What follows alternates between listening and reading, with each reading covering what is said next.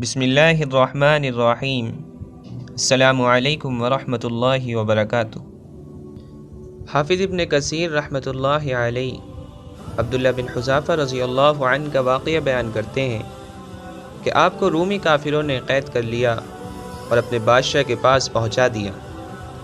بادشاہ نے آپ سے کہا کہ تم نصرانی بن جاؤ، میں تمہیں اپنے راج پاٹ میں شریک کر لیتا ہوں اور اپنی شہزادی کو تمہارے نکاح میں دے دیتا ہوں۔ عبداللہ بن حذافہ رضی اللہ عنہ نے جواب دیا کہ یہ تو کیا، اگر تو اپنی بادشاہت مجھے دے دے اور تمام عرب کا راج بھی مجھے سونپ دے اور یہ چاہے کہ میں ایک آنکھ جھپکنے کے برابر بھی اپنے دین محمد صلی اللہ علیہ وسلم سے پھر جاؤں تو یہ بھی ناممکن ہے۔ بادشاہ نے کہا پھر تجھے قتل کر دوں گا۔ حضرت عبداللہ بن حذافہ رضی اللہ عنہ نے جواب دیا کہ ہاں، یہ تجھے اختیار ہے۔ چنانچہ اسی وقت بادشاہ نے حکم دیا اور انہیں صلیب پر چڑھا دیا، اور تیر اندازوں نے قریب سے بحکم بادشاہ ان کے ہاتھ، پاؤں اور جسم چھیدنا شروع کر دیے۔ بار بار کہا جاتا کہ اب بھی نصرانیت قبول کر لو، اور آپ پورے صبر و استقلال سے فرماتے جاتے تھے کہ ہرگز نہیں۔ آخر بادشاہ نے حکم دیا کہ اسے سولی سے اتار لو اور پیتل کی بنی ہوئی دیگ خوب تپا کر آگ بنا کر لاؤ۔ چنانچہ وہ پیش ہوئی۔ بادشاہ نے ایک اور مسلمان قیدی کی بابت حکم دیا کہ اسے اس میں ڈال دو۔ اسی وقت حضرت عبداللہ بن حذافہ رضی اللہ عنہ کی موجودگی میں آپ کے دیکھتے دیکھتے اس مسلمان قیدی کو اس میں ڈال دیا گیا۔ وہ مسکین صحابی اسی وقت جھلس کر رہ گئے، گوشت پوشت جل گیا اور ہڈیاں چمکنے لگیں۔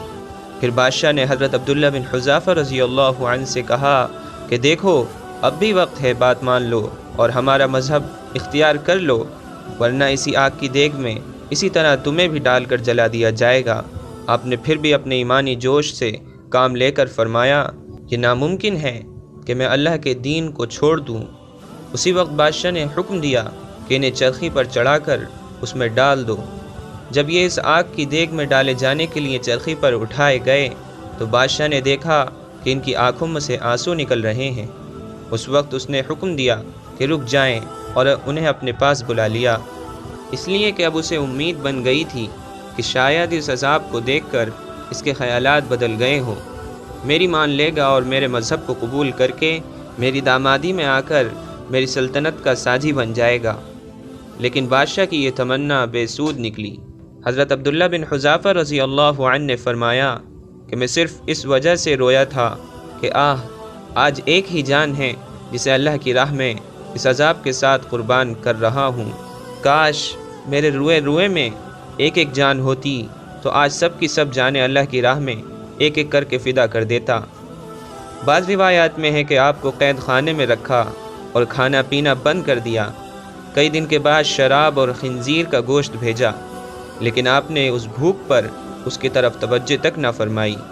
بادشاہ نے آپ کو بلا بھیجا اور اسے نہ کھانے کا سبب دریافت کیا تو آپ نے جواب دیا کہ اس حالت میں میرے لیے یہ سب جائز ہو گیا ہے، لیکن میں تجھ جیسے دشمن کو اپنے بارے میں خوش ہونے کا موقع بھی نہیں دینا چاہتا۔ اب بادشاہ آپ سے اتنا متاثر ہوا کہ اس نے کہا کہ اچھا، تم میرے سر کا بوسہ لے لو تو میں تمہیں اور تمہارے ساتھ کے تمام قیدیوں کو رہا کر دیتا ہوں۔ آپ نے اسے قبول فرما لیا اور اس کے سر کا بوسہ لیا، اور بادشاہ نے بھی اپنا وعدہ پورا کیا، آپ کو اور آپ کے تمام ساتھیوں کو چھوڑ دیا۔ حضرت عبداللہ بن حذافہ رضی اللہ عنہ یہاں سے آزاد ہو کر حضرت عمر فاروق رضی اللہ عنہ کے پاس پہنچے تو آپ رضی اللہ عنہ نے انہیں بڑے ادب کے ساتھ منبر رسول صلی اللہ علیہ وسلم پر بٹھایا اور فرمایا کہ عبداللہ، اپنا واقعہ ہم سب کو سناؤ۔ چنانچہ جب آپ نے شروع کیا تو خلیفۃ المسلمین کی آنکھیں آنسوؤں سے بھر گئیں، اور آپ نے فرمایا کہ ہر مسلمان پر حق ہے کہ عبداللہ بن حذافہ کی پیشانی چومے، اور میں ابتدا کرتا ہوں۔ یہ فرما کر پہلے آپ نے ان کے سر کا بوسہ لیا، پھر تمام مسلمانوں نے۔ اللہ تبارک و تعالی سے دعا ہے کہ وہ ہم سب کو صحابہ اکرام کے نقش قدم پر چلنے کی توفیق عطا فرمائے اور ان جیسا قوی اور غیر متزلزل ایمان نصیب فرمائے۔ دوستو، امید ہے کہ آپ کو یہ واقعہ پسند آیا ہوگا اور آپ کو یہ ویڈیو بھی پسند آئی ہوگی۔ اگر آپ کو یہ ویڈیو پسند آئی تو اس کو لائک اور شیئر کریں، اور میرے چینل کو ضرور سبسکرائب کریں تاکہ اسی طرح کی اور ویڈیوز آپ تک سب سے پہلے پہنچیں۔ السلام علیکم ورحمۃ اللہ وبرکاتہ۔